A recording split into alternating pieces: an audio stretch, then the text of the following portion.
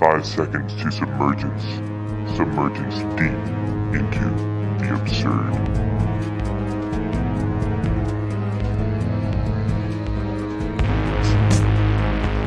All right, guys, we got a little more Nietzsche for you. I know I've been kind of pounding the Nietzsche lately, but he just has so much stuff to dissect, so much stuff that can be applicable to the modern era, and just so many important things. And I have been looking for guests. I haven't found one, but luckily, Mynaa Miesnowan agreed to come back and do a part 2, which I'm grateful for. And also, I just wanted to do just a little bit of a maintenance here. And I wanted to say that if you really like this podcast and, you're not just someone that I know, like a friend or like my mom or something, or, anything like that. If you're just a random stranger that doesn't know me, I don't know you, and you really like this podcast, it would really help me a lot, and maybe other people, if like you think that this sort of thing helps you out when you're listening to it and it helps you think about stuff and conceive of new ideas, then it would really mean the world to me, metaphorically, if you were to share this podcast, share it just wherever you want, with your friends, with people that you think would enjoy it, people that you think like needs this sort of thing in their life. It would be awesome if you shared it. And if you want to be notified if there's a new episode that comes out, I think on my website there's a feature.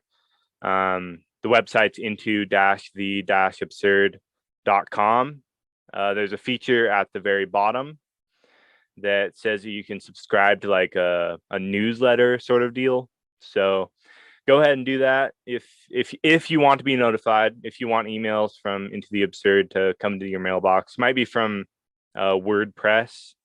I'm not sure. I haven't tested it out yet. I know I probably should have, but you can be the first to test it out, and you can let me know how it goes.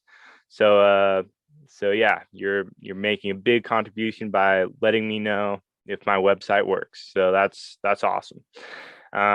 Anyways, without further ado, I'm going to read this Nietzsche quote. I guess I'll introduce you right now. You're here.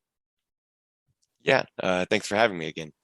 Yeah, no problem. Thanks for coming on. I guess I'll go forward with this Beyond Good and Evil, a prelude to a philosophy of the future with Walter Kaufman. Translated by Walter Kaufman. And the awesome thing about Walter Kaufman is he's kind of just...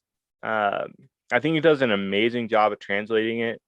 Well, translating Nietzsche. I don't know. What do you think, Mynaa? Yeah, no, I mean, he's about as good as any, I suppose, if you're not reading him in German, since he wrote in German. Yeah, I think, the footnotes are really helpful. Have you read any of his translations? I've read a bunch of his. Yeah. Yeah. A bunch of others too, but a bunch of his. Because he is like extensively studied Nietzsche. Like he's like corresponded, because he'll like put in a footnote in Beyond Good and Evil that correlates to some other passage of another book of Nietzsche's, right? So yeah, he goes all over the place. But anyways, without further ado, this is from the part of Beyond Good and Evil called The Free Spirit, number 40. Whatever is profound loves masks. What is most profound even hates image and parable. Might not nothing less than the opposite be the proper disguise for the shame of a god? A questionable question. It would be odd if some mystic had not risked something to that effect in his mind. There are occurrences of such a delicate nature that one does well to cover them up with rudeness to conceal them. There are actions of love and extravagant generosity, after which nothing is more advisable than to take a stick and give any eyewitness a sound thrashing. That would muddle his memory. Some know how to muddle and abuse their own memory in order to have their revenge, at least against this only witness. Shame is inventive. It is not the worst things that cause the worst shame.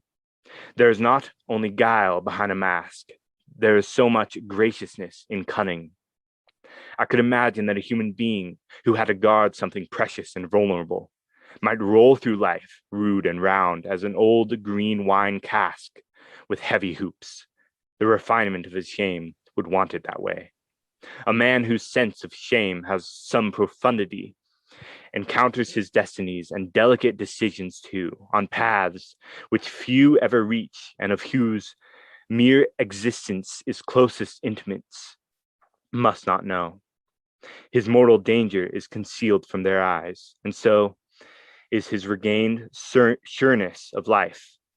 Such a concealed man who instinctively needs speech for silence and for burial in silence, and who is inexhaustible in his evasion of communication, wants and sees to it that a mask of him roams in his place through the hearts and heads of his friends.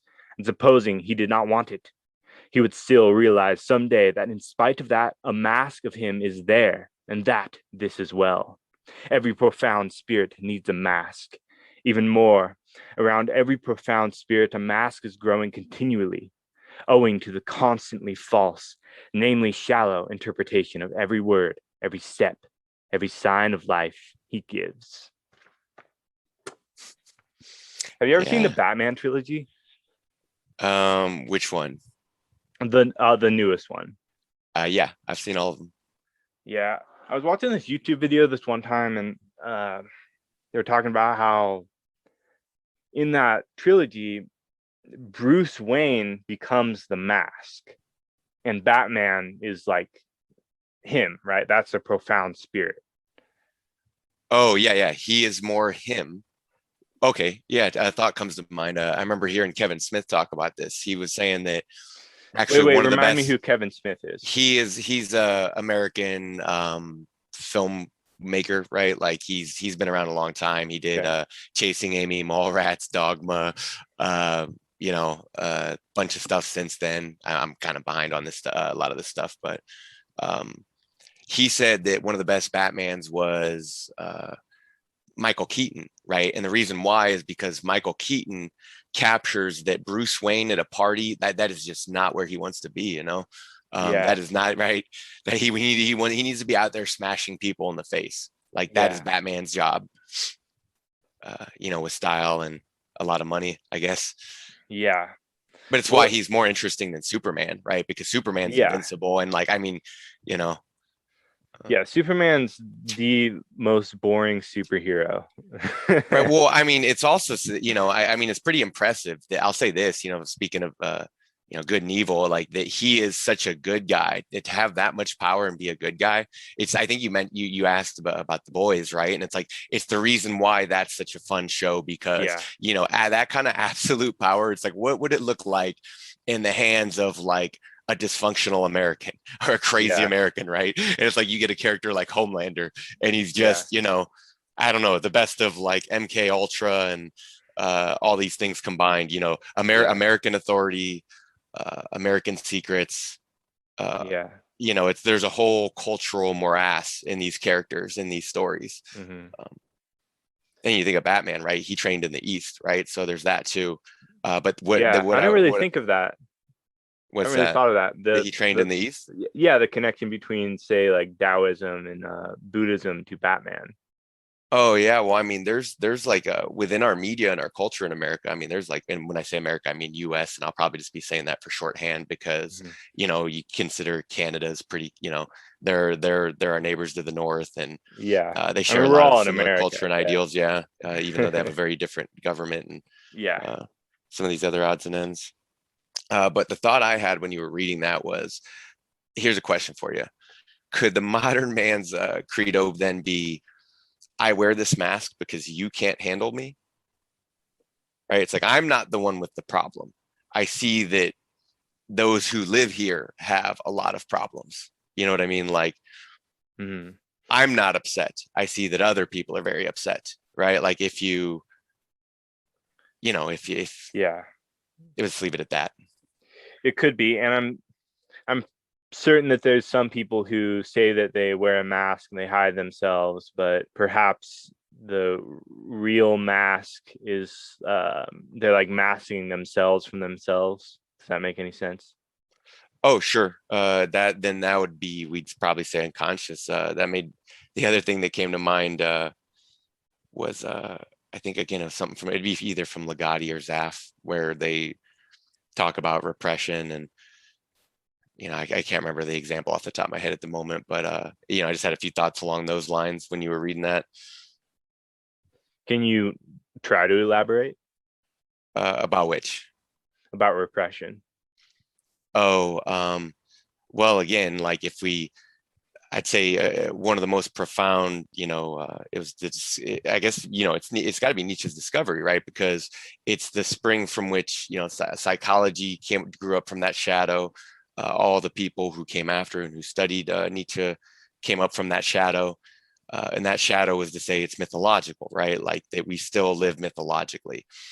Whether it's, you look at it in psychology, and even if we turn it secular and we get rid of God, it's like, well, we're still left with the model and the nature of man, woman, and child, right? And it forms a model for our existence and our family and our structure and everything else that we do. And then there's questions of, responsibility therein. And what I'd say for, all modern men is like, if the contract seems fishy and if it's busted, then, if there's no recognition and there's no respect, there's no, it's like if you're wearing a mask because you will be hated otherwise, then no respect is owed. No responsibility is in fact owed. It's why I'd say The Invisible Man by Ralph Ellison is not just one of the most profound books ever written by a modern man, but an American man from the USA, right? He was, he's probably one. Yeah.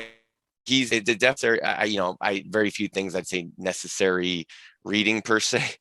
And like, I just, people are what they are. They do what they do. So, to even say things like, oh, this is required. It's like, to who are you talking to? Right. Like, who are you even talking to when you hear people? It also makes me think of like, what? I think I lost you for a second.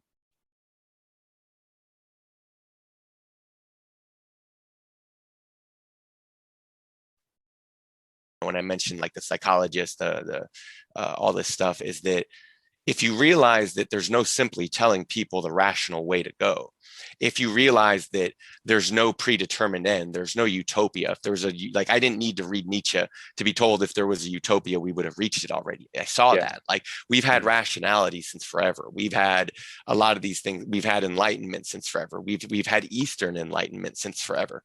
And then you look around and you go, okay, well, why aren't people more enlightened? Why aren't people more rational? Why aren't people more this or that? Right? You just ask your questions, and you may or may not get your answers. And if you do get your answers, it's probably not going to be what you hoped it was.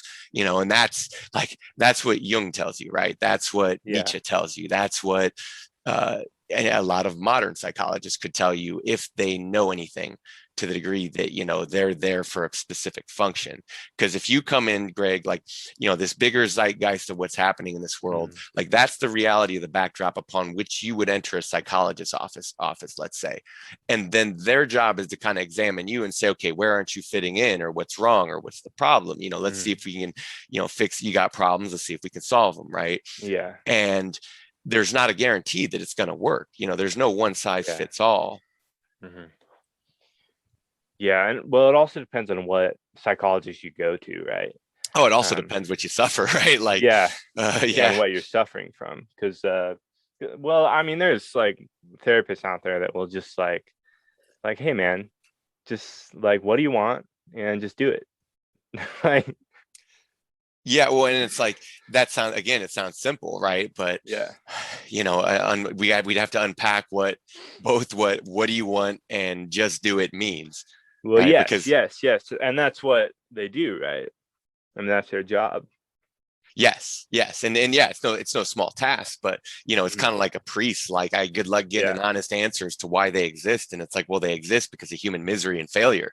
They exist because we've embraced we've embraced our crosses, and we're just going to blindly carry these into the next few millennia, right? Like, just woe is us.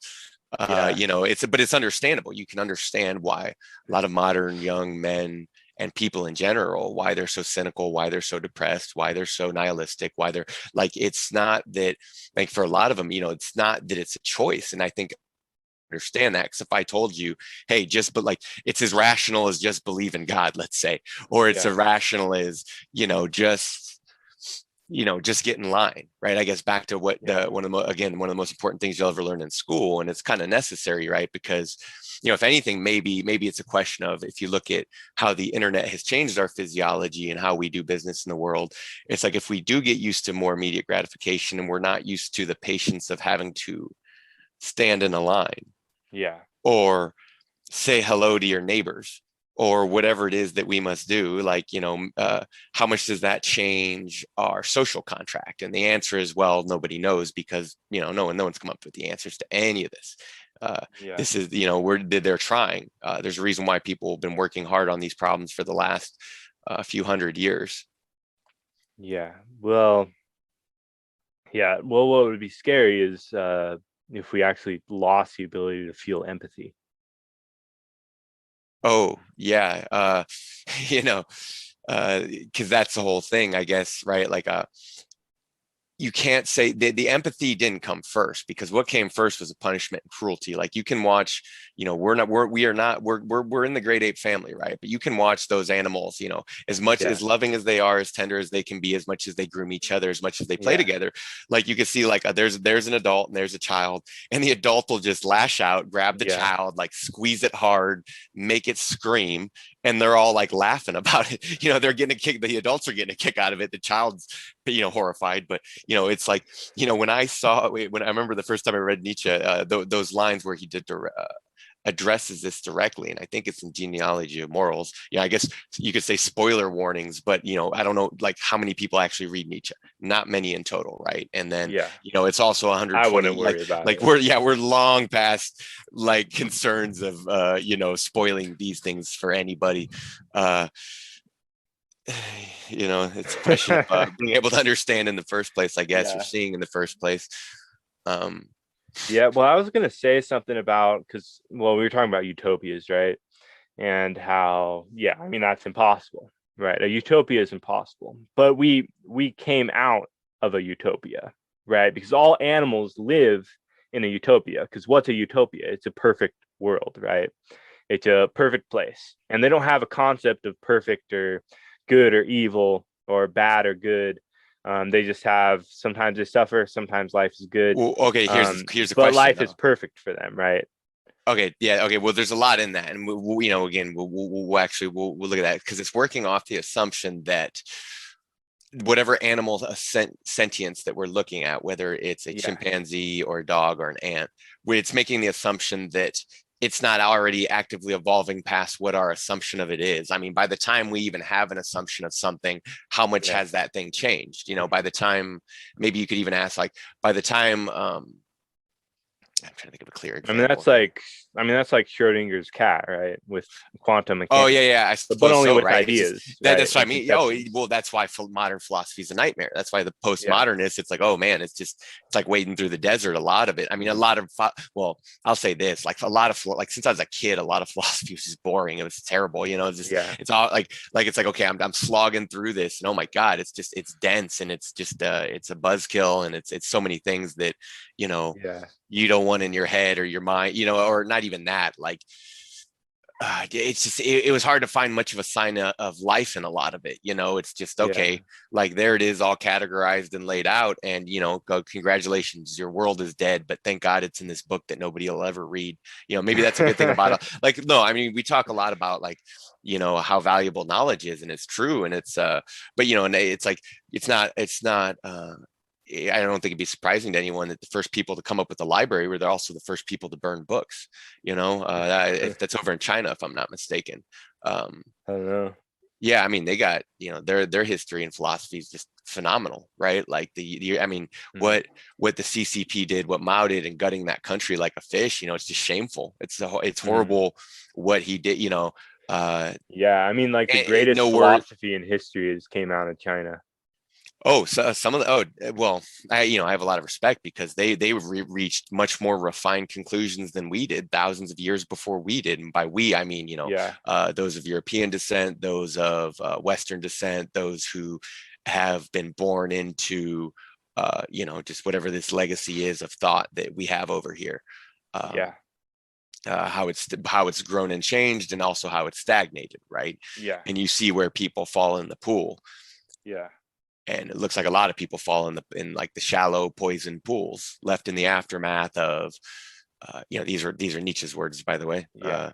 In the advent of the church and all just what was left behind after the death of God. It's like, well, there it is. This is the I brought this up to friends before, but there's a show called The Leftovers, and it's a bit of a symbolic fever dream, right? Like it's a bit of a slog in that regard. And there you can see there's a lot of unconscious writing in there. But if I'm not mistaken, it was written by a Christian. It was a book, and they made an HBO show out of it. But it's about that 2% of the world's population just one day disappears. And you know what that does to everybody, Greg? What? Oh, it breaks their minds. It just destroys perception of normal and life and reality. Like they can no longer function in this world. And here the saddest thing about it is that they try to do good. They try to, like, they're actually trying hard in their lives, but they've just lost all control over themselves and their will, or so it would seem, right? You see that, like, you see them break down over their own actions, over their own thoughts, over their own difficulties. For a little clarification, do you mean 2% of the population disappears, or 98% of the population? No, 2%. But okay, so yeah. So no, it's a very small amount. But here's the thing. It might not seem like a lot, but if you figure there's 6-7 billion people on the planet, 2% is enough spread out evenly through the population that enough that every single person is touched by it. No one gets away unscathed. And this kind of thinking makes me think of what do you call it? Hermann Hesse writing in his novel Steppenwolf, right in between World War I and World War II. Well, he was in Germany, mind you, right? If I'm not mistaken, he served in World War I, and he was talking. The question he asked, or what he observed, is he said, "What was it? What Nietzsche suffered, 50 years in advance, the modern person was suffering today in untold numbers." And he actually asked, how many people now suffer as such? And this is back in, 1930 something, somewhere around there. And the question he asked, he said, because it really puts things in perspective, because he was asking back then, does it really do us any good to, rock ourselves to sleep with all these political catchphrases and all this war guilt and all this, all the politics of his day. And he says, he's like, they never forgive me, because he's a journalist. And he's like, they never forgive me for what I say and what I do. Mm-hmm. He's like, the trade magnates, the papers, the Kaiser himself. He's like, the way they all speak and act is if we're in a better position today, than something like for millions of our countrymen being under the ground. Mm-hmm. He's like, they're carrying on as if like this is normal and as if this is good. And then if anyone knows anything about history of what happened in Germany between, both before, during, and after, let's say 1937, when Hess was writing this, it's mind boggling, right? Like you see people try and talk about it, and you realize they have no idea. They have no idea what history is. They have no idea what took place in Europe. They have no idea what took place in America. They have no idea about any of this stuff.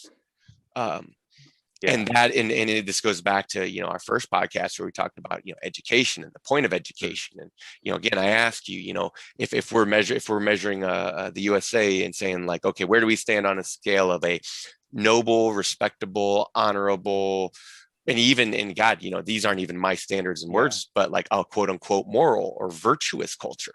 Where do we stand? You as a young man, let me ask you, what do you think? I asked you last time, but I'm asking you again now that we've put more on the table for consideration. So I think there's a lot to dissect in this. And because last time I said, we stand pretty low, but at the same time, I don't really want to jump to that, because it's not like, Oh, sure. Because if I say we stand pretty low, then I'm categorizing everyone in the whole nation as standing pretty low in these categories, right? Well, you're not supposed to stay there, right? Like you don't want to, Yeah. it's like if you realize like, oh, there's a discrepancy, like, well, Yeah. you can continue playing in the mud if you want, but like there's something to be done here. Yes, it's an impetus to action. That's Yeah. like, that's, you know, if anything, maybe here's an observation or a first principle we should lay out. Like, you know, if your philosophy doesn't entail action, if it doesn't actually have an answer, like you either got to leave it to someone else or defer to someone else, or, you know, you need more practice yourself, or, you know, who knows what it is, but it's indicative of where you're at. Like, I think, you know, this is actually what Ralph Ellison talks about in Invisible Man. He says, you know, the people around me, he's like, I can't tell where I stand with them, right? Like, it seems like I'm getting a lot of contempt. I'm never hated more than when I'm myself. I'm never loved more than when I just go along with people. And this was him, an African American of, you know, slavery, descendant of slavery, right? In this country, circa 1940s, 1950s, you know, putting his experiences and spinning it into fiction in the way that he did. But you see the earnesty in it. And, you know, if you're talking about a book written in blood, it is that book. Because if to clarify for other people, Nietzsche talks about the difference between writing in blood. And, you know, that was my joke about, you know, libraries earlier, is like, we could probably burn, you know, 95% of what we've written and still be okay. You know, I know a lot of people would be horrified, but you get what there's something to that. You know what I mean? Like, it's actually just further confusing people. It's actually just, you know, like, and I would never do it because, you know, it's absurd, right? Like, good luck. Like, it's not the point. Like, if anything, it exists to be like, okay, you know, this is what a liar, like, look at this book. Here's what a liar looks like. Look at this book. This is what a deceiver looks like, right? Here's another book. This is what a salesman looks like, right? But these books are important to be around, right? Because if we have a society, let's say, like, we got rid of like every but who's idea. teaching them? But who's teaching them? I mean, yeah, it's a serious problem. Like, okay, I'll give you an example. Like, I had a brilliant, before I dropped out of community college, I had a brilliant English teacher. And he was really smart. And he taught the book Fight Club. And he also taught that the book Fight Club was one of the most important books, modern books ever written. And, you know, you look at that book and it's like, dude, there's only one, just like only one man could have written The Invisible Man. Like, there's a reason why that book was written by an American, and that particular American, right? There's a reason why Nietzsche, like, why, you know, there's a particular reason why Nietzsche wrote what he wrote, no one else did. There's a particular reason why Chuck Palahniuk wrote the book Fight Club, and no one else could write it. It took a gay American man to write that. And I don't, you know, I'm pretty sure he's out. So it's not like I'm, you know what I mean? Like, but it's, and I know I mean it, because everyone even if else it was like, who cares? Well, no, what I'm saying is a straight like the generally like repressed straight American couldn't have written that book. I'm making a serious observation here. You know, it's definitely not like, this is the distances and discrepancies. This is why people love Camus. He was such an outsider, right? It takes an outsider to actually see clearly. And, you know, it's kind of the dirty little secret. It's the same reason why artists show us, you know, our bad conscience, let's say. I mean, Van Gogh was a outsider. Yeah. Well, I mean, you know, most anyone who does, well, I'm not gonna, I'll let that be. I guess getting kind of back to your point before we get too far off here, because I mean, it's relevant stuff, so it's good. But go on. You were saying? Yeah. Well, basically, what I'm saying is, I think a certain degree of the fact that we don't have a perfect society, I mean, that's just like, you know, that's inevitable. But I think the education system does a decent job at least telling people about the world and teaching them, like, okay, like, this is what happened in history. Like, at least from my experience, up north, like, my U.S. history teacher, he taught us all the bad stuff that has happened in America. The teacher is important. Like, what teachers you have, and like, what are they going to be like? Are they not going to tell you the whole truth? Are they going to lie to you and tell you, like, for instance, and dude, and how do you, like, if you crack your knuckles, that's going to give you arthritis? One of my teachers told me that when I was like in grade school, and I never looked it up. I never like paid attention, and like, okay, it causes arthritis. That makes sense. Right. Well, I mean, but that's the messed up part. Cause I mean, after how much do you have to be lied to before you, and well, think of what it does to a man's self-worth. You know, if you're lied to so much, and then eventually you get to the point and you question things along like, okay, am I not worth the truth? Am I not worth the time? Does no one have the answers here? And they're really funny questions to ask, and you can follow those through to their logical conclusion. Yeah. And, it's equal parts funny and horrific, we don't really have the time to do, right. We could do a whole podcast on that alone. It's almost like, if I had the money, I'd send every teacher off to like school. I know. We try. We've been trying forever. Like this is the end result of thousands of years of tradition, right? Yeah. And you see again, like I like your the teacher. I listened to one of the teachers you had on your podcast, or Royce Johnson. Yeah. And it's like, he was a great teacher. Yeah. Thank hell. Like, how do we make more of him? And it's like, ask the government. It's like, well, they're too busy making like Charles Manson's and Ted Kaczynski's, or Osama bin Laden's, like what? Okay. Check this out. I accidentally politics is not my wheelhouse, right? It's just not. It's downstream of what we're talking about, but it is, and it's relevant. And okay. I understand that it's important. I have to say something. Sure. So Chris Ryan, he's this guy that I'm trying to get on the podcast. I've read a few of his books. Oh yeah, you've suggested to me, and the only reason why I haven't looked into him yet is like, okay, like we've apparently arrived at a lot of our own thoughts that are similar at this point in time, and I wouldn't want to read him at least at present for fear of saying anything too direct. I think it's called. But anyways, he wait, can you hear me? Yeah, I can hear you. Oh yeah. Sometimes it cuts out, but I heard you cut out like once or twice here and there, but he had this tweet the other day on Twitter, and he said that that politics is the entertainment sector of the military industrial complex. Oh, that's pretty fun. Yeah. Okay. Yeah. We'll get into this. This is real fun. Like, occasionally you hear someone say something like, "Oh, America never lost Vietnam," and it boggles your head. And it's like, well, even if you leave off ideas of like winning and losing, it's just like, man, that was, what did we learn? And I brought up politics in the first place because I happened to catch Paul. I don't even know his first name, but I know a lot of people love him. And he was talking about, okay. This will have to go in the show. This will have to go. I think he's a libertarian. There's the doctor guy, right? Ron Paul. Okay. Right, and then his son Rand Paul. Right, and Rand. It was like a 30 to 40 minute presentation, and it was about government waste, and it was just it's like, look, I know the stories. I'm an American. Like I've been listening to my dad talk about it since I was a kid, right? Like he fought in Vietnam, he's got things to say too. And for everyone who's curious, I'd say go read Colonel Hackworth's book about FACE. It's incredible.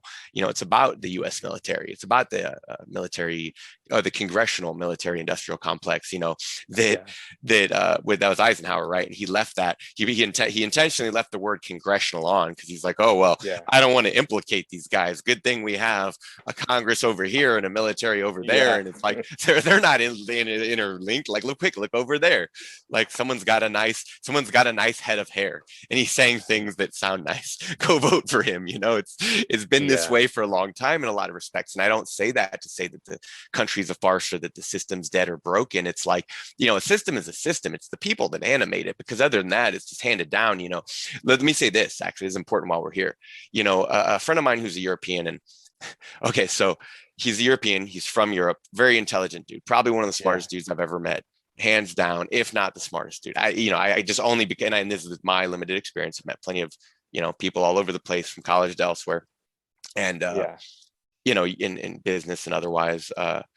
But he points out, like, what was Nietzsche's criticism of America? And I told him I thought, like, his concerns were Europe, so he didn't even really have time to get into us. Well, I did hear him say, the first time I heard him mention America is in Good and Evil, just like in this yesterday. He liked he liked some of our, he knew we had a few gems. He knew we had a few diamonds in the rough. Like he loved Emerson, and Emerson's, one of our the greatest things that America's ever produced. One of a few great philosophers that our country has actually produced. Yeah, like, I've actually only read Emerson. Hardly produced any high school. Time.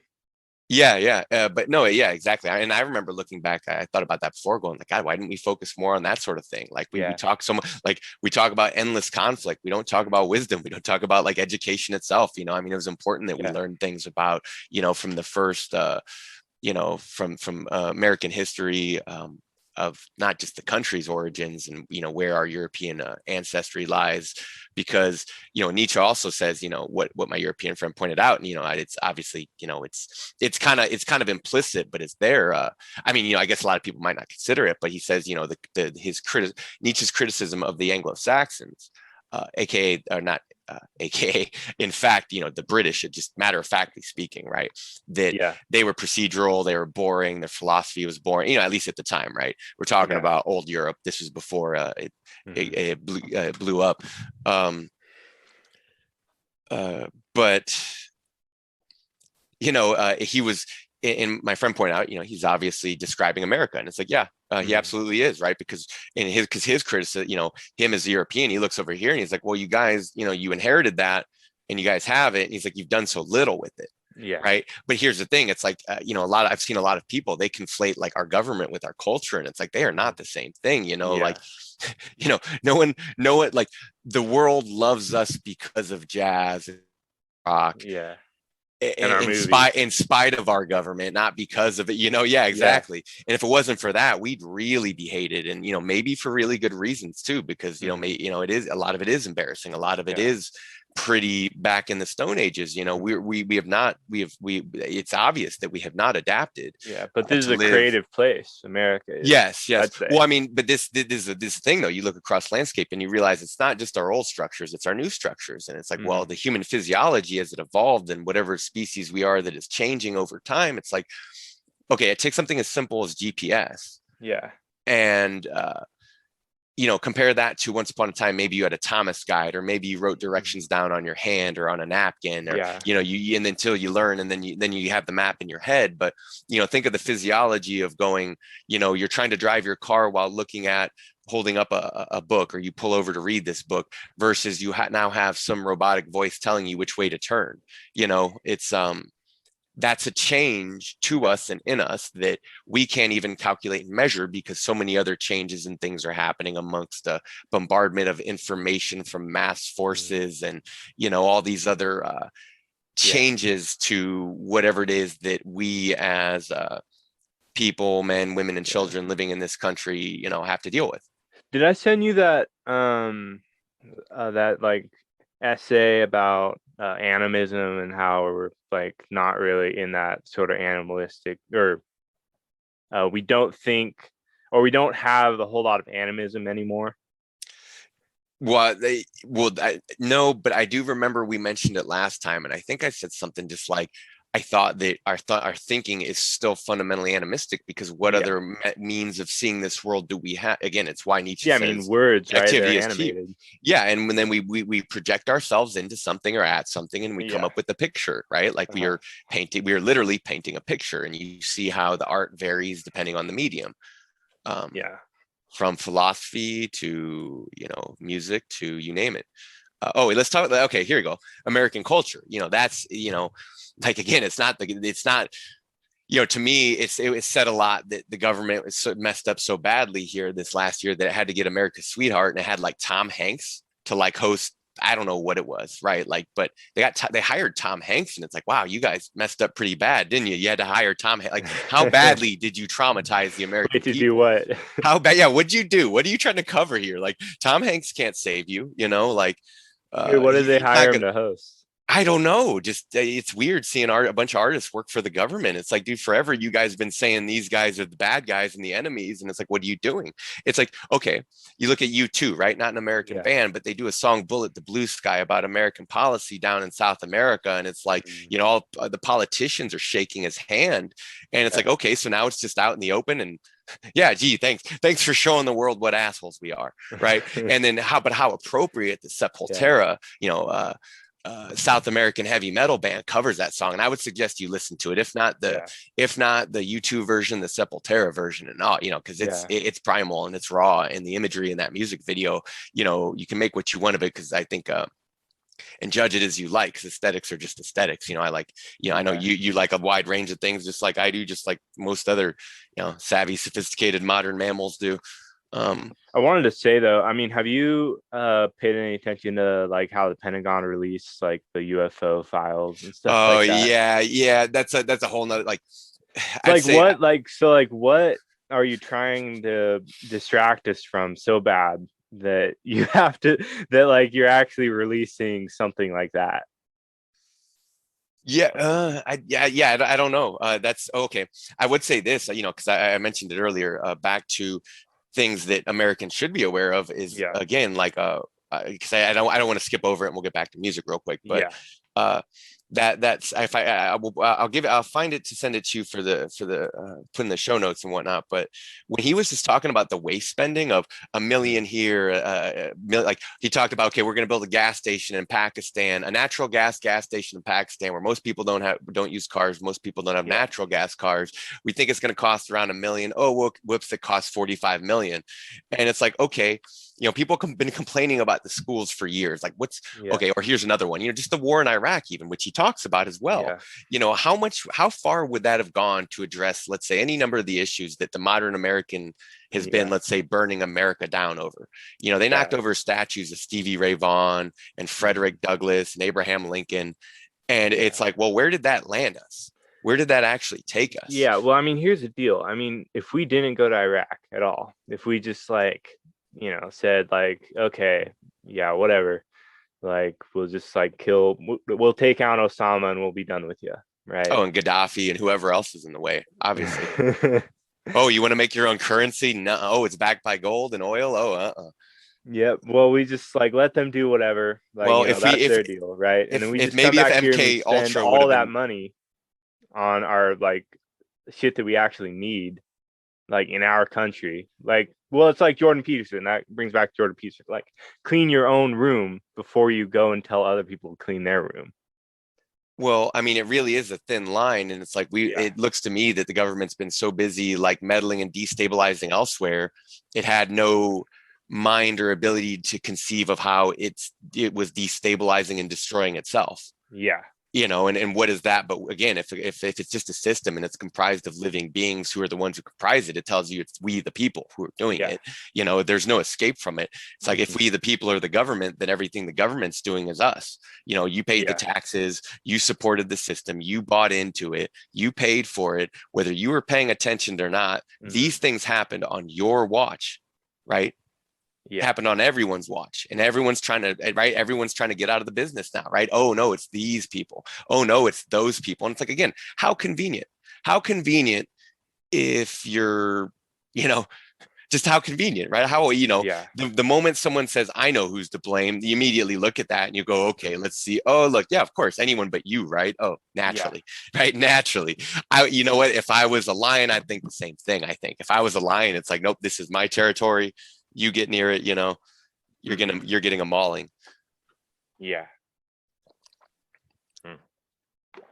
Right. It's very much in the past, right? It's very animalistic, and it's also very, because we're not just tribal creatures, we're state building creatures, right? We are like, we've changed over time, but we've been building states, and, before the nation state, the city state, all these things a long time, is a species organized. And again, you see the potential. I see endless. Happens with a higher population, right?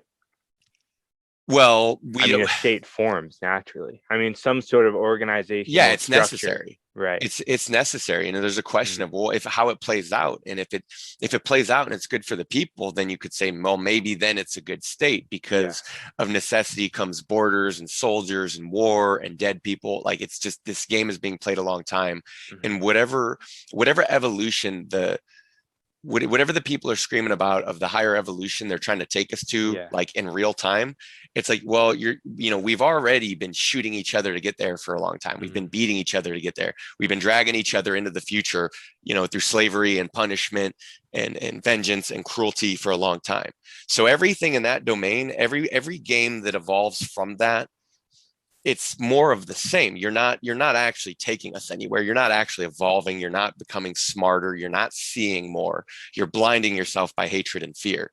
because that's the oldest game in the book. And, these are, Yeah. these are 1,000-year-old, many 1,000-year-old philosophical observations to say, oh, look, if someone doesn't attain, look, this is old school Buddhism, right? To say, if someone doesn't attain great wisdom in their youth, they're going to be miserable. If someone doesn't attain great wealth in their youth, they're going to be miserable. They're going to lie and whine and sigh and moan, and you see that play out in real time. And it's understandable why, because life is painful and hard. And in a certain sense, like, the philosophy he had to perform back when, or any of those guys, compared to, let's say, what Nietzsche had to perform, right? Like, you see what Nietzsche had to do. That's incredible, right? Like, the work he did is just, he worked harder than any philosopher who ever existed in history. Yeah.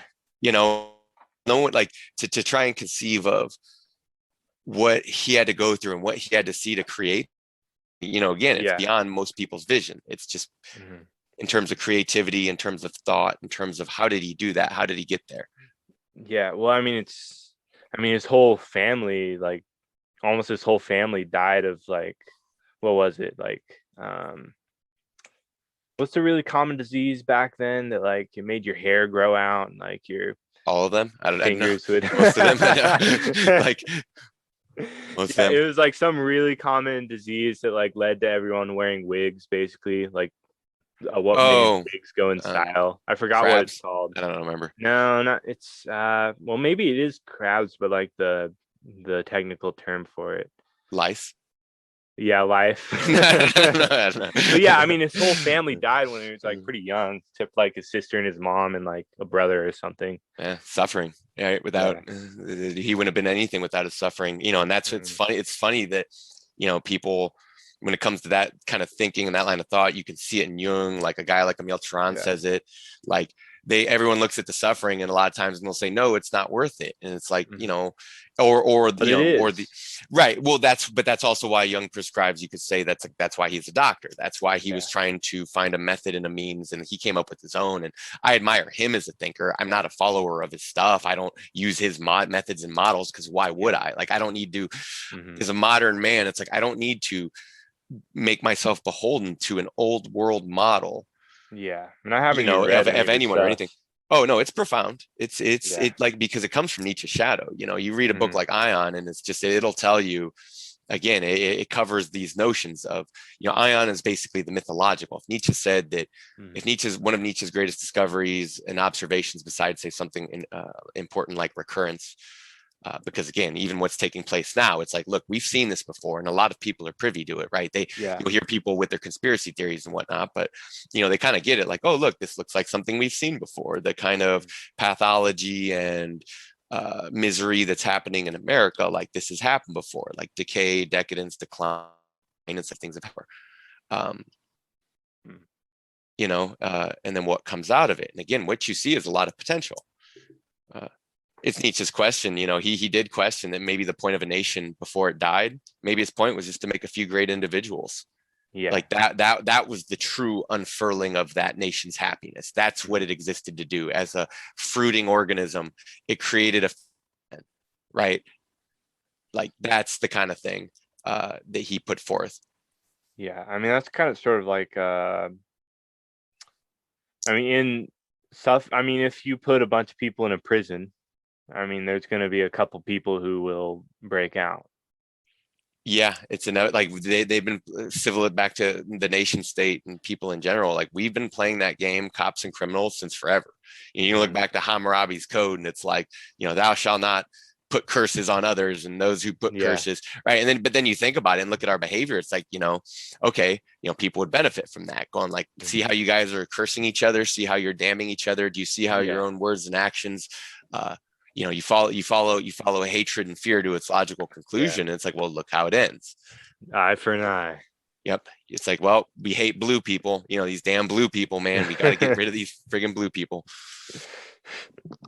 Or those purple people, it doesn't matter. Yes, purple people to tell you blue. Yes, blue, they might tell you purple. And it's like, oh, okay, I'm beginning to see a pattern here, right? Like, no, it's more complicated. I promise you it's justified. Oh, of course it is. Of course it is, because it's moral and good, right? This is the whole thing about morality, right? It's always the guise. It's always part of the mask. And, if we can't have a philosophical discussion without it being Like, okay, we got a hard on for morality, and everything's going to be about aspiring to virtue. It's like, well, you're just putting together another like sword. You're just trying to polish up this rusty old sword that people have been using as a means of control since forever. Yeah. Because if morality is the herd impulse, then it's what it's also, but it's other things too, because it's also reciprocity and it's also all these other things.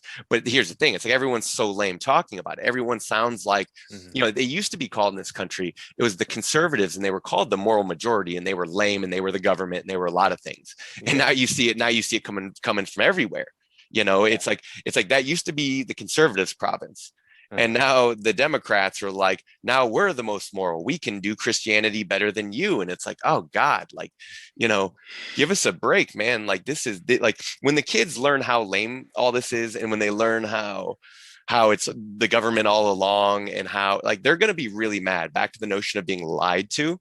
Yeah. Like, there's a price to pay for all this, and it's been coming due, and we haven't even seen the full effects, not just of the mental illness of it all, not just of the hysteria and the fear.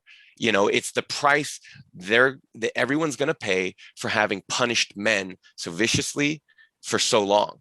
And and often it's not just viciously, it's callously, it's viciously, it's carelessly. And again, thank God for good teachers, and, no matter what I say, it's like, well, I can blame the few teachers I had who encouraged me. Yeah. Like how dare they? I know it was horrible, right? They encouraged me to express myself. They encouraged me to learn to read and write. Like, is that so terrible? Yeah. I guess so. Because in the meantime, it's like, well, for the USA, it's like, well, we still have freedom of, in theory, we have freedom of speech. In theory, we have freedom of association. In theory, we have freedom of the press, right? In theory, we have all these things. And I guess that's a good thing in the meantime. And if people don't like that and they're trying to get rid of it, it's like, well, who's the asshole then? Yeah. Well, I mean, so we also have religious freedom. You don't have, like, you can go to the government school and you don't have to believe a thing they tell you. You can actually listen to the government teach you what an asshole the government has been, and AKA what the people in the government have been, and how back, because like I'll say this, like I can look at a guy like Sitting Bull, and when he said way back when, I think this was a couple hundred years ago, or 100, not that long ago, actually, right? Not at all. You remind me who Sitting Bull is? He's a Indian chief. I can't remember the tribe off the top of my head. I think was it the Lakota, or was he out of were they out of the Dakotas? I don't know off the top of my head. Again, like I've read so much, like a lot of this stuff just exists there. Yeah. I don't necessarily remember a date, because look, it's not like I learned this in school, right? They didn't make me memorize this date or this idea, and maybe it was a good thing. But when Sitting Bull said something like, they have these people who came here, these Anglo-Saxons, right? They have a religion where the rich people, the people who own everything and do everything, he's like, they don't follow it. He's like, the poor people worship and go to church and do all that, and they pay taxes and money to the rich people. And he just observed it back then, and it makes you go like, and it's the kind of thing, that what a Nietzschean observation, because he's going, oh, they're slaves, their own people are slaves, because then he scoffed at the notion of working for a government. He's like, you guys could be free, look at us. He's like does it look like we're not free? Does it look like we're wanting for anything? He asked these questions. And they hardly could conceive of just how sophisticated and refined these people were. Well, at least at their utmost. That's something that Chris Ryan talks a lot about, right? With people in tribes, they'll be brought to civilization for a little bit, and it kills their soul. Well, they get there, and then they bring them back, and then they're like, yeah, we're never coming back, man. We're never going back to civilization. like thanks for having us, but like, well, I mean, I guess you could say there's always been us hill people, right? Like to a certain degree, like there's always been us, to the degrees, and in the modern man, right? He has to learn to be like, if you're a modern anchorite, like you wear many hats, you wear many masks, you learn to deal in whatever circles you deal. So with the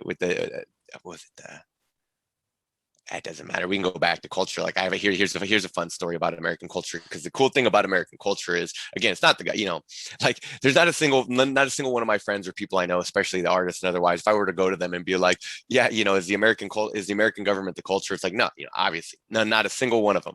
Like, nope, it's not just what we learned in school. Nope, it's not just what we were lied to about. It's not just what we're being lied to about right now. It's just what we feel. Yeah, and pretty much. I mean, because what we're ever doing in the moment is expressing ourselves. That was like that song, like "Express Yourself" by NWA. I'm expressing with my full capabilities. Now I'm living in correctional facilities. It's like, yeah, I found that to be true. Like that's what happens. That's why Ralph Ellison, again, I'll kick it back to him where he says it. That never more was I hated than when I spoke my mind, and never more was I loved when I lied to people. And he talks about doing that. He says he became ill of affirmation from constantly swallowing other people. There's this part in the book where, this it's a white man from the college. It's the guy who funds the college and all this stuff. And that means he's an old school American. He's Anglo-Saxon, right? And the character in Ralph Ellison's story is his chauffeur, and they wind up just it like the worst place you'd want to take like a sophisticated elder white gentleman, right? Like I think he took him to a whorehouse, if I'm not mistaken, right? Yeah. Just because it was kind of an emergency. And and one of the old cast in there, he starts talking to him, and he's like, he's asking Ralph Ellison's character questions. Yeah. And what's clear is the kid doesn't even hear him, right? He doesn't even see him, because he's sitting there going like, oh, he's turning you into the mechanical man, like the man who doesn't want, the man who doesn't need, the man who, right? You're just a husk of a human being. You're not white as in it's not white as in the notion of white as a color. It's white as in like more like a gray, like the absence of color, if you will, right? Like it's that, you get robbed of your constituent components, and what are you left with? How much of you can I start chopping away, Greg? Or how much of you can I censor or repress before you stop being you, right? Like probably very little. Like if I take away, if I say you can't think these thoughts, or you can't say these words, what am I really robbing you of? The answer is I'm robbing you of yourself. So I'm not going to let you answer that one. And there's a question for people who do that. Is it intentional? Yeah. No, I don't think it is intentional. So you think people are accidentally bad? Yeah, well, in a sense they are. I mean, not that, I mean, yeah. I mean, they're doing it on purpose, again, well, how do we define bad? But they're, I mean, how do we define bad, evil, lying? I mean, these people are, they're just people, right? And they're like doing this thing. Again, it's mythological, right? Yeah. What's our stage show saying today? Like, what's it tell us about ourselves? That's a Jungian question. That's a Jungian or a Nietzschean question, even, right? Yeah.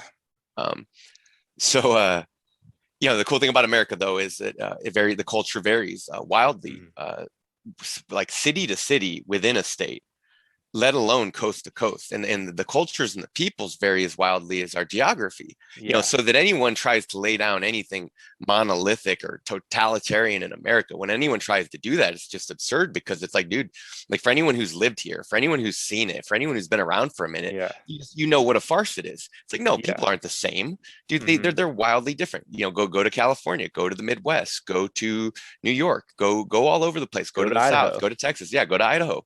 You'll see that people, like, even though it's all operating on the same sort of hardware and structures in law and premises, like, because it just depends on where you go. Like, you go over to this city, it's like, oh, look how cheeky, they have a dog as a mayor. You go over to this city and it's like, oh, they got a guy who wears a suit.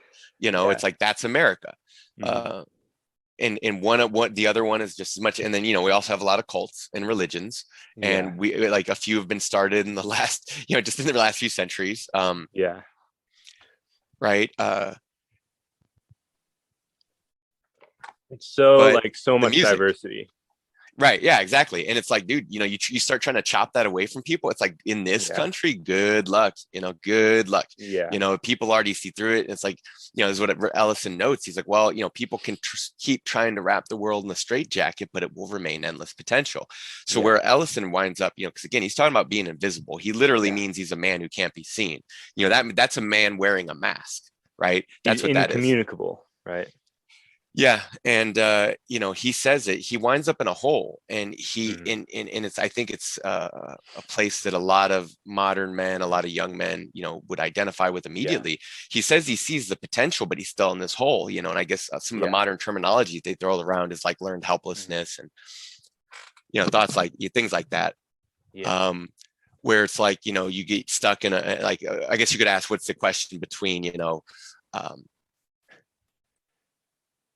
the distance between life and death, like a ditch in the grave, like what's it's probably the meaning, the purpose, the depth, right? It's what do you actually find therein? Like, how are you passing your time? I mentioned, but I think I told you before, like I grew up watching cops with my dad, and I've had plenty of my own examples and interactions, which probably won't have time to get into today. We'll save that for a later date. But like this one example of like there's this teenager, and the cops get called to his house, and he's acting up, and his parents don't know what to do with him, and the cops just playing mediator. He doesn't hurt anyone, doesn't bother anyone. He just plays mediator for this kid, and the kid's telling him, I'm bored, and I just wonder, God, how many people in this country and know exactly what it feels like, and not necessarily even because like there's an old notion you could say that only boring people get bored, and maybe there's some truth in that. But I think we're talking about a lack of stimulation. A child, what I'm thinking more like is a child who has not been properly shown by the authorities in his life, by his school, by his whoever. They have not reached and tapped into this kid's potential yet. Otherwise, this kid would not be bored. This kid would not likely, you can't really say that because obviously you don't know. For all we know, the parents are child molesters, right? Like we just don't know. Who knows what it could actually be? But I mean, you can turn on Cops or Live PD, and you can see this kind of thing taking place across the majority, like America, on a daily basis. And it's like, I guess European, like my European friend, right? So back to him, he sees us as Americans and as kind of like, maybe, okay, I'm not going to say it just because it'd be bad taste even in America, even in terms of American critique. Oh, it's like bad. You want me to say it? Yeah, okay. Just say it. Okay, sure. We can dissect he it. says, okay, that Americans are a mental, emotional, spiritual cripples. Again, if the modern European has been through what they've been through, and they're educated on it, and they look over to us and they see the racket that we're making, they see the circus that we are, they see the embarrassment that we are, they see that it's like, well, like you guys were our cousins. What happened? Like you guys like start drinking antifreeze or something? Like what is going on over in America? Like it's a familiar observation. No, and he loves are they America. any better? That's besides the point. But we're not questioning ourselves. Like we're just like Nietzsche focused on Europe. Like we're focusing on the USA here because this is our home. This is where we live, right? Like that's a whole nother thing for another time. Yeah, definitely. But I mean, I'm definitely willing to talk about it, of course. And I'd love to hear, I love talking, to hear European perspectives on it. And it's important because again, you see the distance, you see the difference. Well, it's good to hear people outside of our country, like an outsider. Right. I told him I told him that if we were like, if we were like, if the nations of the world were pop stars, we'd be like as brilliant as Michael Jackson is, like we would be him, because we're that weirdo looking in the mirror, the man who went through tragic, incredible, like artistic genius. It went through incredible suffering and abuse and neglect and all these other things and exploitation. Yeah. And now we just look what really it did. Weird with the weird. Yeah. It's like, dude, I know. I remember you from when I was a kid, man. You were black, dude. Like what happened? Like, dude, like one day I looked up and I was just like, dude, and he's singing Man in the Mirror, right? You know that song, Man in the Mirror? Yeah. But and Prince is really fun. He's got that song Brave New World from like their late 90s. Yeah. When the line blurs every boy and girl, how are we going to make it in this brave new world? And that's a direct reference to that's Huxley's Brave New World, just in case anyone's wondering, that he was actually thinking like, because American music and music in general has always borrowed a lot from literature and writing. Yeah. So it's always that connection's always there. But I'll give you an example of American culture is the band Slayer, right? I love I'm a big fan of heavy metal. I mean, I don't listen to it much these days just because of time and other things, but music in general. But the interesting, now here's an example of good, like of American culture that would probably just blow people's minds, because unless they see it, they don't know it. Like to a lot of my friends in Europe who look over and observe, and what they see is they see what's on the news and they see what's being fed and trickled out of the government. They see all these other things, but they don't see like the people on the streets necessarily. And they don't they don't know that some of the coolest Americans are like that are on the down low, and that they're, what do you call it? And that in a lot of them, it's not like they're rich anyway. So a lot of these people, it's not like they're spending time in Europe. So like you realize like, okay, well, what impression are, like my friend who lives in Europe, it's like, dude, you're getting an impression of all the people who are wealthy enough to even afford to travel to Europe, because most Americans, in fact, like aren't necessarily that wealthy, even though they might do that anyway.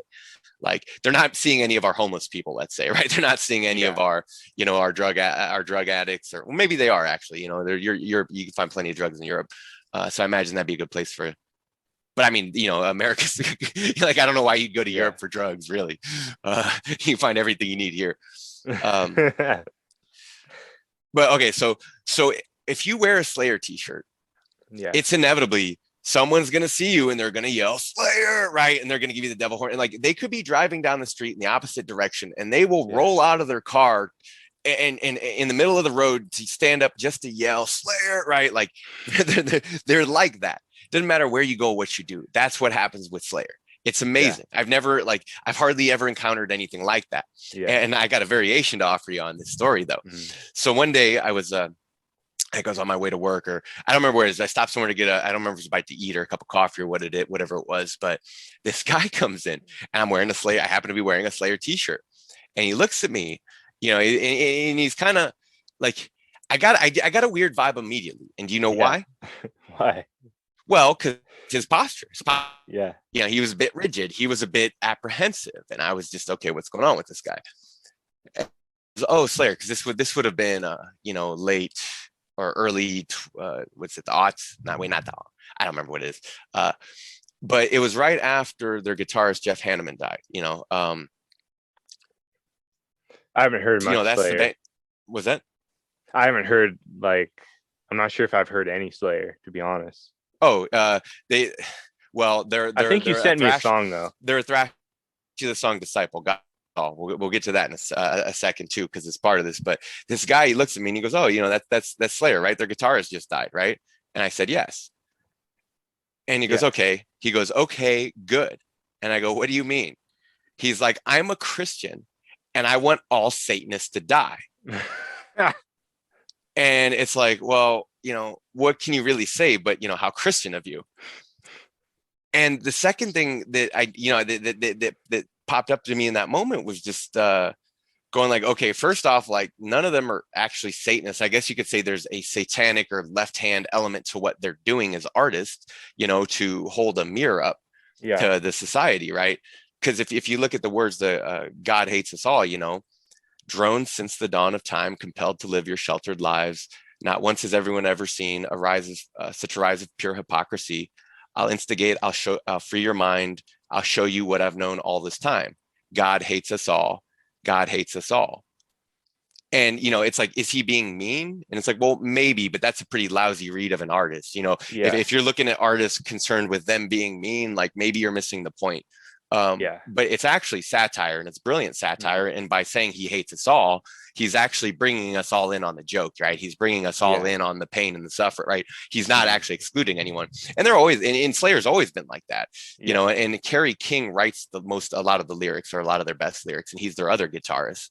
But it's funny because it's like, and I don't know if Dave Lombardo is still their drummer, but him and the lead singer Tom Araya are both Christians, so the whole thing is just ironic and kind of stupid, right? This young Christian warrior, this young black man at that, right, is standing before me going, I want all Satanists to die. And it's just like, oh man, like, well, if you had your way, you'd probably kill off like, I don't know, 7 billion, or not the whole, well, actually the whole planet, right? Because that's the whole premise, is that with Revelations, like God's coming back to destroy this judge and destroy this wicked creation. And it's like, again, like, whoops, we kind of overshot the mark with that one. Like maybe we should have been like investing in it, not hoping it would get destroyed.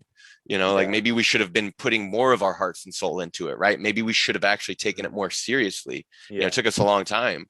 Well, that's the thing. Like, like I have a Christian friend. I think he's around your age, and he was telling me that, like the path to heaven is a very narrow path. And then I'm always thinking, when people have told me, oh, Greg, you're going to go to hell, I have just like thought, well, okay, yeah, so is everyone else. Oh yeah, like that means everyone, dude. It means If I'm it going means to hell, then like everyone else is going to well, hell again, now. it means our God hates us, right? So it's like, okay, well, if that's the case, so be it. Then, was it Voltaire? Was it Voltaire who famously said on his deathbed something along the lines of like, I'll be glad to have met the devil, or I'll be glad to have rejected it till the very end. I don't remember what it is. There's some clever, like, philosophers are always saying clever little things, right? There's no end to the cleverness. Okay, so but we'll go back to Slayer. So what Slayer focuses on with a lot of their album artwork is like devil imagery, right? That's just been their thing forever. Yeah. Not just that, it's also soldiers in war, and like been around forever, and they're part of the culture. Like, imagine like trying to like censor them and get rid of them. It's like, dude, they're already saturated and they're loved worldwide because there are huge. And people love heavy metal all over the world, and that's both you could say both an American and a British invention. Technically came out of the UK. Most people consider Deep Purple, right, to be the progenitors or the original, but arguably the influence was already there. And by the time Black Sabbath, was playing Forbidden Chord, it was what's a whole Deep nother, Purple? Old British heavy metal band. They did Smoke on the Water. Okay. Yeah, right. So it's very influential, and a lot of other great songs and music. So Slayer uses the devil imagery. Another band, another thrash metal band, who is that, is Dave Mustaine. He's the main creative force behind it, but it's Megadeth. Yeah. And with Megadeth, rather than a lot of the devil imagery, he just has images of like, here's nuclear fallout or something a little bit more relevant and terrifying. Is Megadeth like Sound of Silence? No, that was Disturbed. That's all more. Disturbed. I know. That's not. Yeah, we're a little bit out of your wheelhouse in terms of music, right? But it's fine because we're just talking about, like, we can talk about whatever you like to, and all sorts of stuff. Neither of us. Yeah, that guy. That was him. And no, if I'm not mistaken, dude, so many of our musicians, like, dude, they're well educated and they're very intelligent, and I think that guy is like a PhD. To be a good musician. Yeah, well, he's like I want to say he's like a PhD in psychology. So it's crazy. But so on Megadeth's albums, it's like, it'll be like pictures of, his first album, P Cells Who's Buying, it's right there. And it's like, says for sale. And it's just this wrecked out, a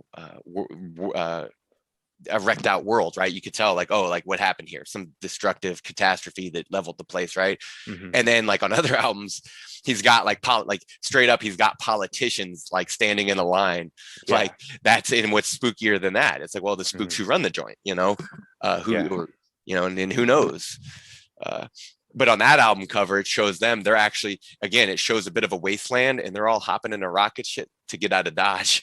Like, that's right. And talk about it like a future revelatory image. It's like, there you go. Right, that's pretty creative. Yeah. Right, and and obviously we have more than just heavy metal, right? Like blues, jazz, Sturgill all that. Simpson. He's just like a new artist in that. I don't know if you've heard any of that Sound and Fury album, but that was. Oh yeah. Well, his song "Turtles All the Way Down," "Turtles All the Way Down." That's one of his earlier things. Oh yeah. But it's so good though. I mean, it's so talk about expanding the eye, especially in country music. Yeah, and then. Another guy who's doing that right now is Tyler Childers, I think. Childers, right? Yeah, I think you sent me one of his songs. Yeah, that song All Yourn, right? And that music video is incredible, right? And you see that my favorite part in it is at the end, not just that dude gets down, but at the end of it, like, he goes into the back room, and to me, that's an illustration of his house treasure, right? That album cover is pretty brilliant, and it's him showing you a bit of who and what he is. And he goes in that, and he sees that band playing, right? That crazy fever dream of a house treasure, manifesting before his eyes. And you see that he's back there dancing, what you would say is the real him, or maybe the quintessential him. But then you see all his constituent components come in, right? Because everyone in that music video is him, right? I guess this will have to go in the show notes too. There you go. So you can see that this observation of, mask, persona, ego, many hats, all these things, these lines that we dance as a person, on a daily basis, and on Yeah. and you can question, like, okay, what's the end of education? Is the end of education to know how to manipulate people other with those masks? Because it kind of seems like, in a certain way, like that's one use of it. And it's like another use of it is that you could further remove the mask to see who or what is in fact there. Because if you live by masks and you get used to lying, and lying all the time, and at the very least not representing things accurately, or just, again, the very notion of just going along, right? The very notion of what bit of myself do I have to sell out today to, just get along easily? And it's like, look, that's not getting along easily. That's selling yourself out. That's enslaving yourself to other people's ideas and ideals. That's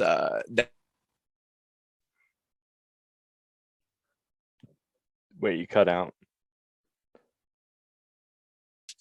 It's a farce and it's bad and it's wrong, or even that we created it all, which to a degree you could say is true. But again, it's too complex to say even that's true, because again, that could be a podcast episode itself. Yeah. As a concept. But it's always suspicious that we're going on and on about freedom, when in reality, it's a question of wills. Like, do you have the will to be yourself? Kind of, back to the will to power. That's what animals are doing. They're being themselves.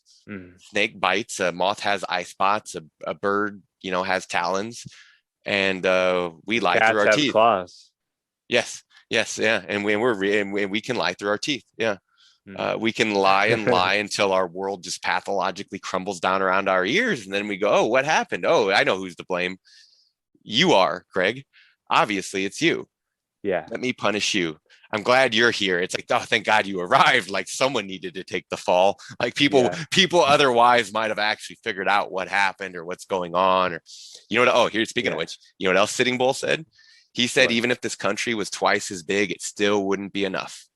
Yeah. I think he was right. I think he had America's number from the jump, and he saw that, again, like he like the closest thing to Nietzsche America has, apparently, or had back then, at least. Well, I mean, the things that, coming from that sort of lifestyle, being in a Native American, and then seeing what we did to this country, or this land, really, not the country, right? What our country did to the land, right? Right. Well, was it an Anglo-Norman government? Yes. I guess no, the French. Well, the French were here too, huh? Yeah, you're right. Yeah. There's the French, the Saxons, but the primary force was the Anglo-Saxon, though, right? Yeah. Right. That was the colony. It was a British colony. Yep. And then after we bought it, it's like, where's the country of white? Where's the culture of white? I get what you're saying, but it's like, are we European and if American, is like my friend from Europe observes, he goes like, America is a European. He doesn't mean like he doesn't mean that he just means it in the sense that it was started by European. Yeah.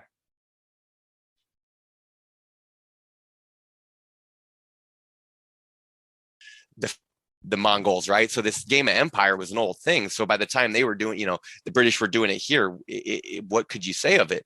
And it's a crazy thing that, to go from manifest destiny to we hate ourselves or we despise this country or whatever it is, a lot of people, because even the people who love this country, it's not like they're happy about the government, right? It's not like it looks to me that neither conservatives nor Democrats nor liberals nor whatever, right? Like, it doesn't look like anyone's happy here with what's going on. And to the degrees they are, it's like, well, there's been no guarantee that it's actually, was progress burning down the country and tearing down statues? I don't know.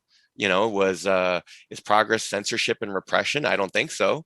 Is progress the attacking of people and culture? Is that civilized? Is that noble? Is that demonstrating that we've learned to see? No, but it's an inevitable thing that's going to happen. Well, yeah, that much is clear because we're watching it play out now. And, look, I guess if anyone's listening to me, the only reason they're listening to me is because now they can see it themselves. Like, look, man, I've seen this country for what it is forever.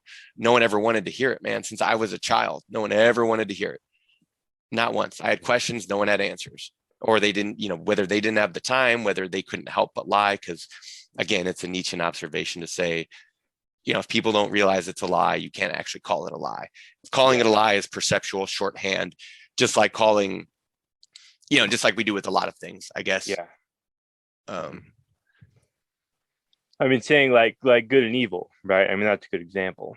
I mean, if most people are not ever going to think that good and evil is a lie.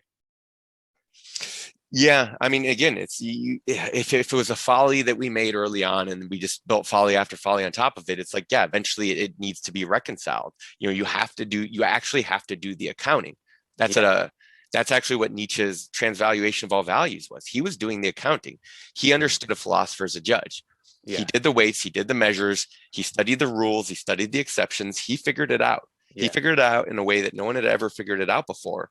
And you can see that everything people use today in politics and culture is touched by him in some way, whether people realize it or not. Yeah.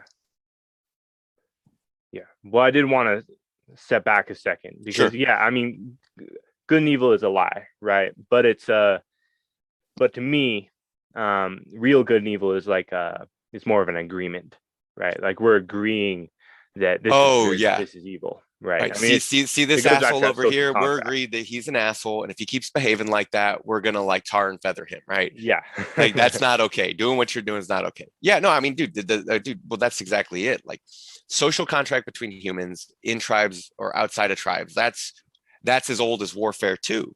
You know that, and you see the apprehension is that we know that other people, they might have other intentions, they might have diseases. We never know, right? Like.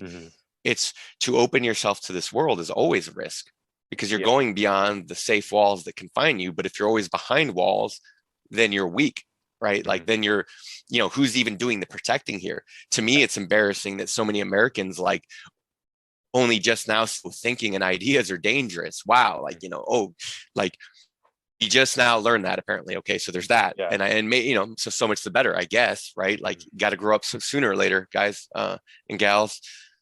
And or not, I guess you can just people can just live as children and die miserably, right? But and not children, not the kind of children you would seek as an evolutionary purpose, in the Nietzschean sense of camel, lion, child. Or my own working theory is that plenty of people are born lions, but that's a different thing.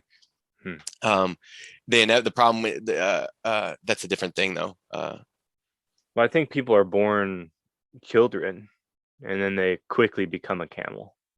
Yes.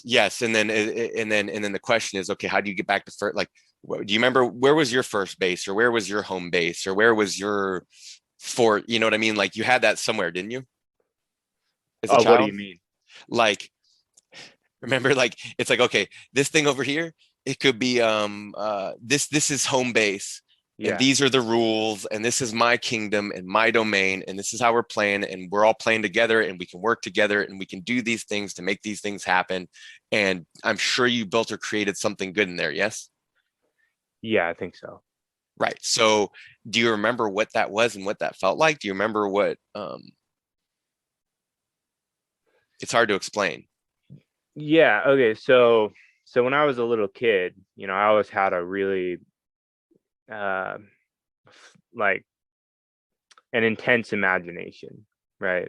Sure. I'd love just like daydreaming, right? That was like one of my favorite things to do, is just like sit and just imagine stuff, right? Just like off the top of my head, just like basically have a lucid dream within my mind, and just like move around and like fly around and go around the earth and things like that, right?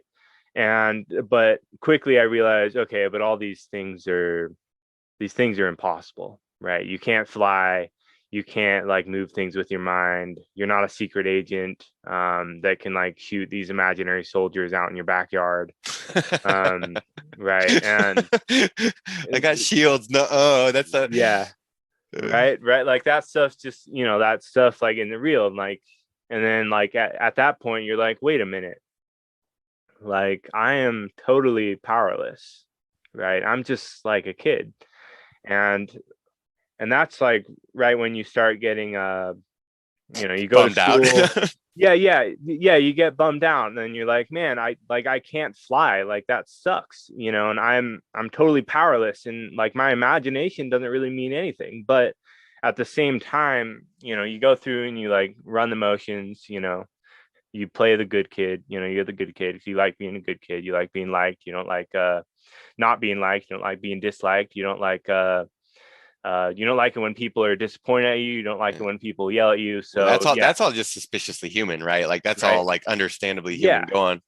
So you're a good kid, right? You're patient and you go through the motions, and then on the side you stick to your imagination. You write, all these like fun little comic books and stick figures, and I did all that too, man. Like before bed, you imagine stuff, or like you set up all your like little army men and you play with your Legos and stuff like that. And you have that imagination, you play with it a little bit.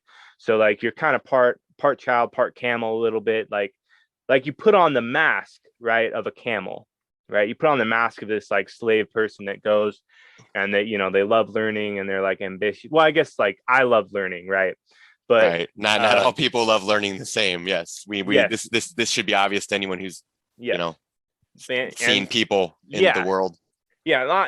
I loved going to school, but I just didn't like socializing with people, right? That's the thing I didn't like. I loved learning. Oh, well, clearly we need to diagnose you with antisocial disorder, because God forbid you have something against other people, or you'd want to keep to your own, that someone would seek isolation or quiet to actually collect themselves, or maybe even create themselves, right? That's an old tradition. That's an old go on.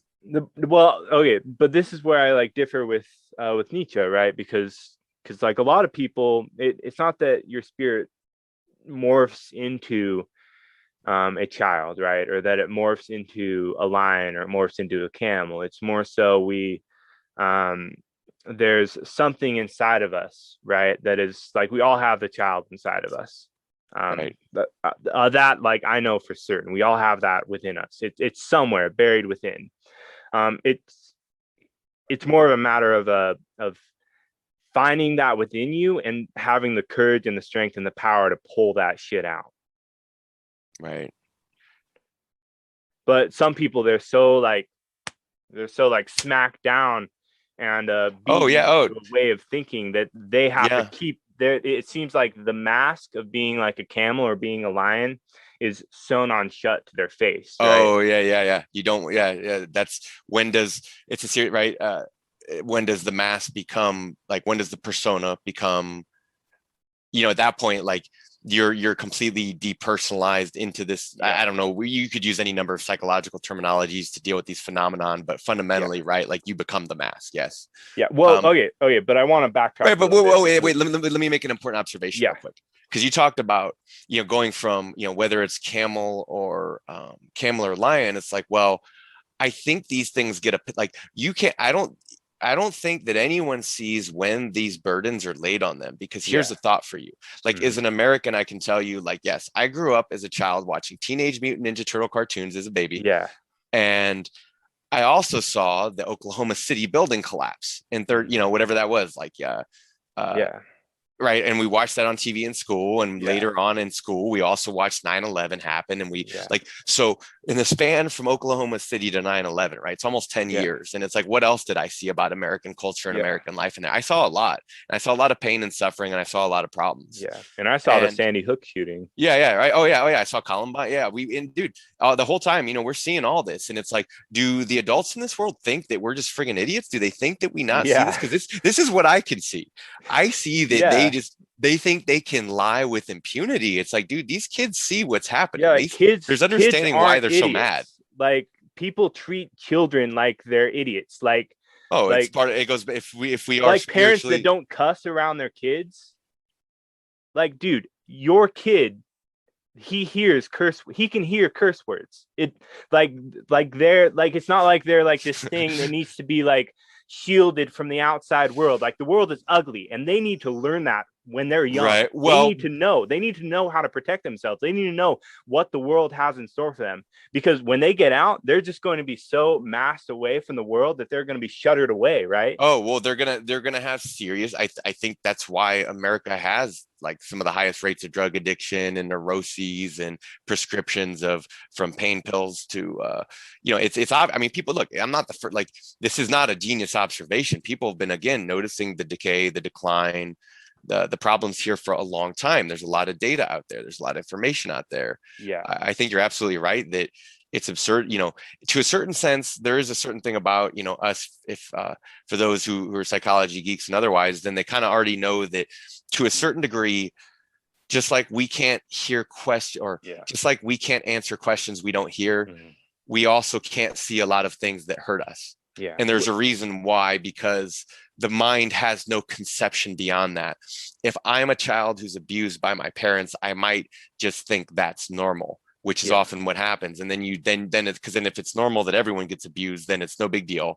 And then you can actually believe that your parents love you rather than they hate you and they're trying to kill you, which sometimes happens, or actually in America, it happens way like, it's horrible. But I do need to backtrack a little bit, right? Because, so like, it's obviously good to like give a little bit of censorship to your children, because they're not like ready to, like, they're not like, they haven't seen everything that you have. Oh, yeah. They're not really ready for everything, right? Well, you hold their hand, you walk in an even pace. You don't, sometimes you do throw them in the pool to teach them to swim. Sometimes doing that might actually kill them and you're an idiot, right? Like, that happens all the time too. That happens. It's like the line you walk as a parent and as an adult, in dealing with children, it's like, they're as complicated as we are. It's like, dude, children kind of they want to play, and they want to they want to learn, they want to play mostly. And I don't have anything against parents that don't curse around their kids. I mean, that's good. Oh, I heard that you said you wanted to kill them all. How dare you? That is not cool. The people, I'm going to start an organization of, I was thinking like, no, okay, I'm not going to start that organization. Is a bad joke. We'll let it be. It's like bad taste. Even if you hear an American say that, like, it's got to be bad, because we'll open up our mouths and say like, whenever someone's like opening their mouth to reveal ignorance or stupidity, it's like, chances are they're an American. Oh yeah, look at that. Yeah, there they go, saying things in bad taste. But that's kind of what I love about us. I love that we're so contentious. It's like, you could prove to someone like, look, the sky is blue, and they're like, no, that's just a conspiracy to get me to buy more magnets. And you're just like, okay, I like how we're pretty creative in that regard. And we got a lot of good things going for us. We got a lot of potential. And I think it's funny to me that so much of the world judges us and resents us, but they love our culture. Yeah. And if you love the culture, it's because you love the people. It means you love us. Yeah. And again, that is us. And we're also the government, and apparently our government's an asshole too, like that's what everyone's saying and seeing, to the degrees that they say and see it. And then you go like, okay, well, where's the solution? Like, doesn't seem to be a single philosopher in there, I don't know how they're going to fix any of this. Like curse around your kids or not, like, what are we going to do? I don't know. That's up to you to decide. Right. No, I think we need to get politicians to legislate how you raise your children. No, I'm just kidding. I'm kidding. Obviously. Yeah. All right. Well, man, I think that kind of. I wonder, out of all those, was that? Oh, go ahead. Pink Floyd, right? What? I know you're a fan. You're a fan of Pink Floyd, right? Oh, absolutely. Right. Hey teacher, leave those kids alone. And I wonder. For the lame and kind of mediocre teachers that that I observed plenty of my time in school, because like, look, I'll save that story for later, but it's a bit more too personal for the moment, at least. All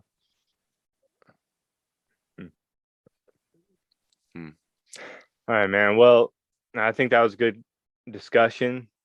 I mean, we both probably have things we got to do today, and always. I hope everyone else is seeing to theirs too, right? Like it's an active whether people conceive of it or not, or handle it or not. It's like, well, what you're actually doing is you're contending with decay, because things fall apart, you know. So got to tend to yourself, right? And those in your life, and whatever else it is that you love or that you find important. And just, I mean, be good to your kids. Love them. Don't be mean to them. Well, what if they need a beating though, Greg? Because I could honestly ask, did my father beat me enough? And it's like, well, it depends on what context. Like, well, when he was really mad, like it was probably justified. Like he didn't, in fact, in some ways, maybe he didn't beat me enough. But you know, that's a story for another time. Okay.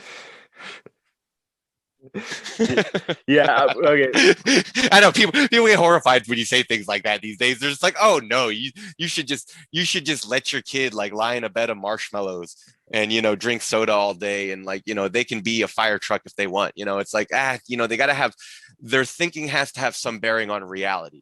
Like it has to actually bear out with human nature, you know. Like it like we have a lot of science, we have a lot of information. It's out there to learn how to contend with that, you know, like to better deal, to better cope, whether you're trying to build a mask or take the mask off, right? Like again, I'd like all like for those suffering as such, and for those people who might be interested in what we're even talking about, you know, I would say, like, again, come on down from the tightrope, you know. Maybe be, you know, obviously take care of yourself and be careful, but, you know, again, did we come this far? Did we supposedly evolve this far just to move backwards, to become, to keep living hundreds and thousands of years in the past, and to keep occupying the same hateful, fearful, primal, superstitious headspace? You know, I say no. That's to be left in the past. Like, we can learn from the past, but you can't go forward. Like you know, it's funny. It seems like you can only learn in retrospect, but you can only like grow moving forward. You know, it's something to be done in tandem. It's not one or the other. Like to do one or the other is either seems like rot and decay or destruction. But now we're getting off into another jag, so I'll let it be. All right. Hey, thanks for having me, man. Good talking to you. Yeah, thanks for coming on again. That's Mynaa Miesnowan, everybody. Take care, guys. For listening.